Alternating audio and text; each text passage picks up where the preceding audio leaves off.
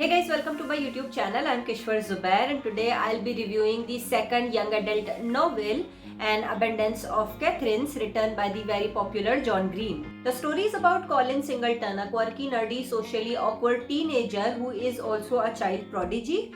He is obsessed with anagramming and is really good at maths. When it comes to relationships, Colin has dated 19 girls named Catherine over the span of his life, and unfortunately he's been dumped by them all. But it was the 19th breakup that affected him the most, and he feels like a failure and wishes to do something meaningful in his life. After sulking for a few days in his room, Colin gets dragged out by his best and only friend Hassan, who thinks a road trip will help him heal and feel better. They travel through the country and then reaches a rural town named Gutshot in Tennessee to visit the grave of the Archduke Franz Ferdinand. There they meet a rich factory owner named Hollis, who offers them a summer job and allows them to stay at her house, where they meet and befriend her daughter Lindsay Lee Wells. But Colin is still trying to be or prove to be a genius and not just a prodigy, for which he have come up with a theorem called the theorem of underlying Catherine predictability. It's basically a graph based on several factors that can predict when and how two people will break up.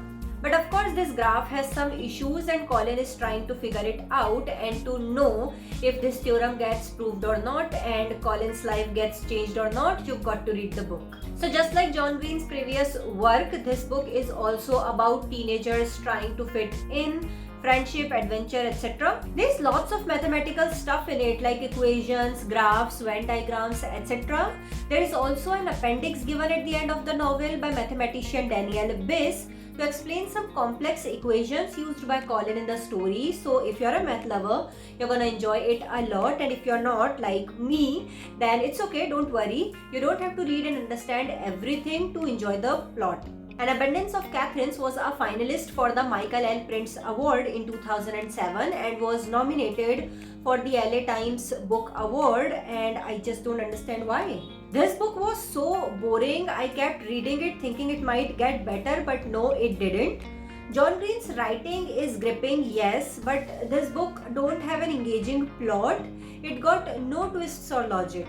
If it would not have been short, I probably wouldn't have finished it. It took me around 15 days to finish this 200-page long novel. That's how tardy this book was. The characters were fine but forgettable. There was some humor but nothing remarkable.